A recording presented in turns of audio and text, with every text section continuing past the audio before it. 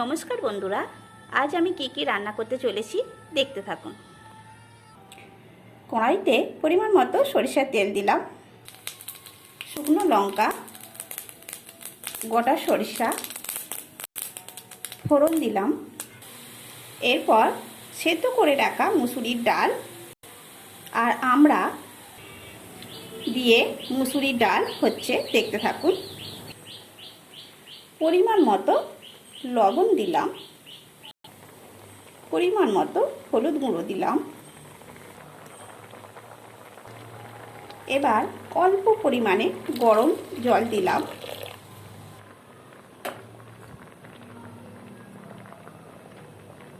দেখুন বন্ধুরা, আমড়া দিয়ে মুসুরির ডাল হয়ে গেছে। একটি পাত্রে নামিয়ে নেব। এরপর কি পদ রান্না করব দেখতে থাকুন। কড়াইতে পরিমাণ মতো সরিষার তেল দিলাম। তেল গরম হয়ে গেছে। কেটে দিয়ে রাখা ঢেঁড়স আমি দিয়ে দিলাম। ভালোভাবে ভেজে নেব। দেখুন ভালোভাবে নাড়াচাড়া করে আমি ভেজে নিচ্ছি।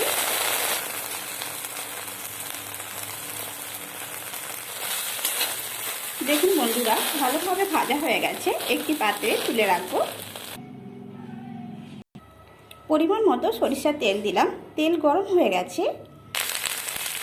কেটে রাখা আলু পেঁয়াজ দিলাম।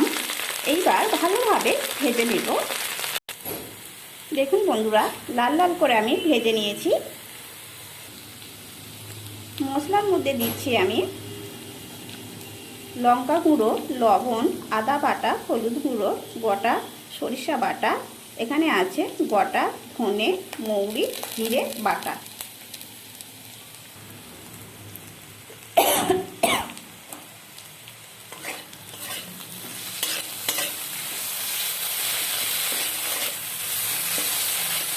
সমস্ত মশলা আমি ভালো করে ভেজে নিচ্ছি।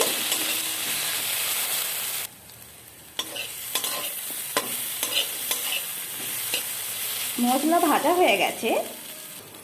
পরিমাণ মতো জল দিচ্ছি। দেখুন বন্ধুরা, ঝোল ফুটে গেছে। ভেজে রাখা ঢেঁড়স দিয়ে দিলাম। এরপর আমি ঢাকনা দিয়ে দেব। ঢাকনা দিলে কি হয়, তাড়াতাড়ি আলু ঢেঁড়স সেদ্ধ হয়ে যাবে। সমস্ত সবজি সেদ্ধ হয়ে গেছে। একটি পাত্রে রেখে দেব। আমি পাত্রে নামিয়ে নিলাম। দেখুন কত সুন্দর হয়েছে। গরম কড়াই সরিষার তেল দিলাম। নুন হলুদ মাখানো মাছের পিস দিলাম। ভালোভাবে ভেজে নেব।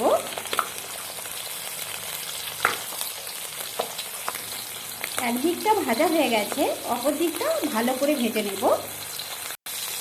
লাল লাল করে ভেজে নিয়েছি। মাছের ঝাল করার জন্য মশলা করেছি সরিষা বাটা, আদা বাটা, হলুদ গুঁড়ো, লঙ্কা গুঁড়ো, লবণ। সমস্ত মশলা আমি ভালো করে ভেজে নিচ্ছি।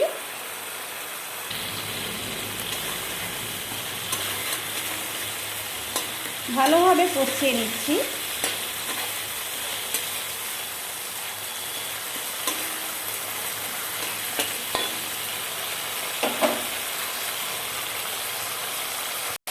অল্প পরিমাণ জল দিলাম।